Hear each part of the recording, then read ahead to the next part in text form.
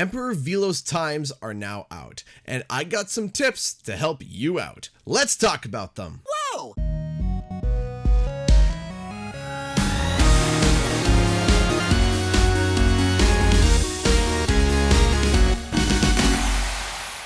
What's up guys, Canadian Guy here, and back with a brand new CTR video.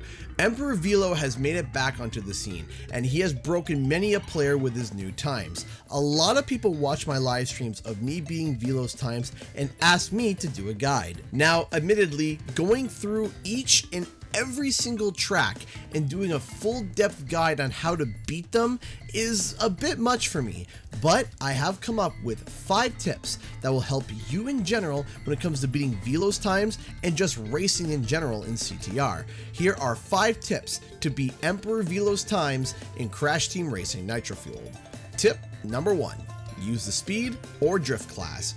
I know, right? This sounds so basic, but that's where we gotta start.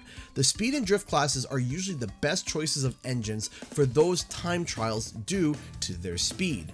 Drift is a little slower, but allows you to hold on to the blue and sacred fire better, while also giving you a bit of a turning boost. If you don't know either of these engines, then I highly suggest that you start learning how to use both of them. Practice, practice, practice. However, the drift class is definitely the easier class to use, so if you don't have any experience with speed, I especially suggest that class before going into speed.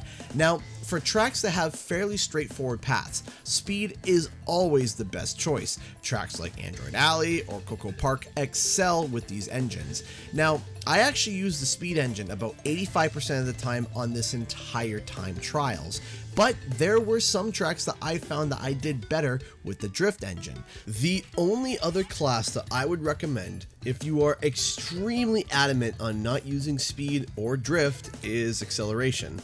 While I do think acceleration is a fine class, I just find that drift kind of replaces the spot that it filled before.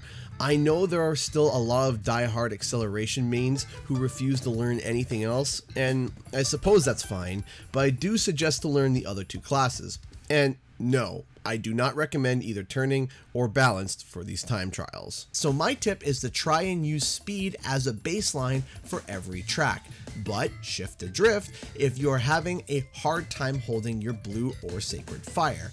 I found that this helped me a lot in out of time, as there were moments where I had a hard time making sure I did not lose my blue fire while having the speed engine. But as soon as I changed my engine to drift, I found that it was much easier to handle. I also found that changing to drift in Dragon Mines helped me a lot as well. So basically, try speed first and foremost. If you need that extra little turning power, or you find that you are losing blue or sacred fire a bit too much, then try drift. Speaking of blue and sacred fire, tip number 2, know how to hold sacred and blue fire. If you can't do this, you will never ever be able to beat Emperor Velo. I did an entire guide on how to maintain and hold blue fire, but I'll try to summarize it as quick as possible. Essentially, you need to be constantly power sliding. Driving straight and not doing any boosts is not a thing. Going in a straight line, power slide. Turning, power slide. Wendy's drive-thru, Coming through!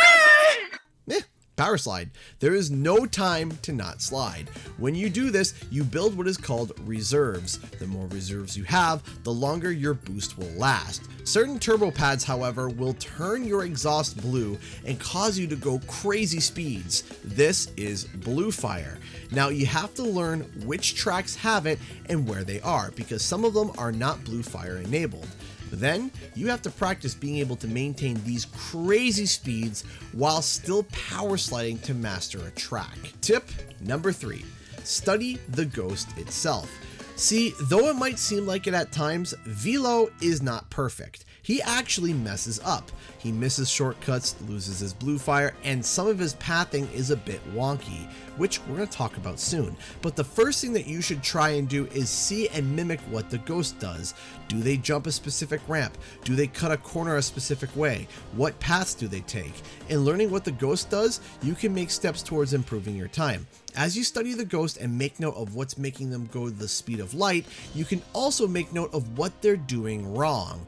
And that is where the improvements can be made. Also, when you keep track of the mistakes that the ghosts make, you may not have to restart a time trial where you're doing pretty good and then do a minor mess up.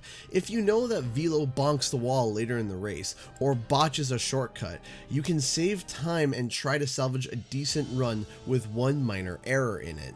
Like I said, Velo's times are not perfect, and if you know when and where it happens, you can plan for it. Tip number 4, learn and use all shortcuts.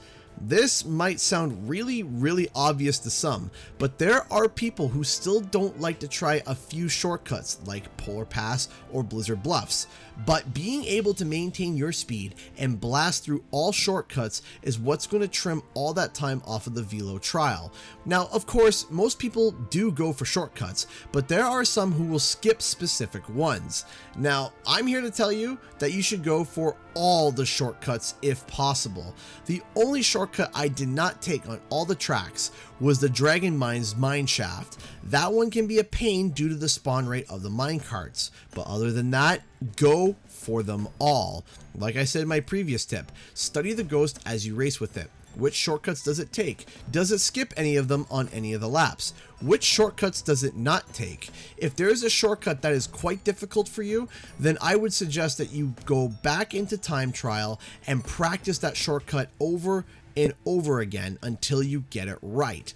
Try and try again until you can consistently do the shortcut again and again. Trust me, this will improve your time overall. Tip number 5, tight pathing. So this is not only a key factor for not only Crash Team Racing Nitro-Fueled, but for racing in general. It's one thing to be able to take shortcuts. It's another thing to be able to hold your sacred and blue fire. But it's time to combine all of that with tight turning and pathing. When the track swings or turns in either direction, you want to turn with the track as tight to the inner wall as possible. Now this is where you sweat, because if you side bump or bonk the wall, or, fall off, you will lose all your speed and all your reserves. And if you are on a track that has very select few blue fire turbo pads like Prehistoric Playground, this will actually be legitimately death to the run in both the time trial and even online play.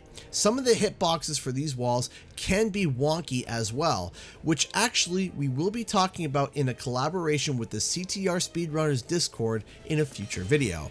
However, if you know where those hitboxes are and you can ride the line between death and life, this is where you will trim second after second off your time. Knowing when the next turn is coming and to shift sides of the track to stay on the inside of the next turn is the final key and final skill to learn in CTR. Now, some of you might be confused because you see these speed players or even drift players being able to stay tight to the jump or wall, and when you try it, you lose control and bonk into something. This is because these players are using two techniques: air braking and U-turning. Air braking is great when you need to launch in the air and pivot your kart in mid-air to a specific direction. While in mid-air, press and hold the square button, or the brakes, and turn your analog stick in the direction you need to turn. While still in mid-air, once you have your kart in the direction you want, make sure to let go of the brake before landing, otherwise you will lose all your speed and all your reserves. Now, U-turning is a bit more tricky. You can practice this on Dragon Mines. Coming up to the wooden corkscrew, switch from the analog stick to the D-pad. You can try this with the stick, but this is what I find is easier. Press down and then the corresponding directions you want to go, so left or right at the same time. Tap the R1 button to hop and hold down the brake button. Keep tapping R1 until you do a U-turn hop to get to your desired point. Let go of the brake and switch back to the analog stick. It sounds confusing, but once you practice it and get it, it's not so hard. If you want me to do a full breakdown of these techniques, let me know in the comment section below. But if you follow all these tips, apply them into your time trials, you can start on the path of not only beating Emperor Velo, but also improving as an overall player.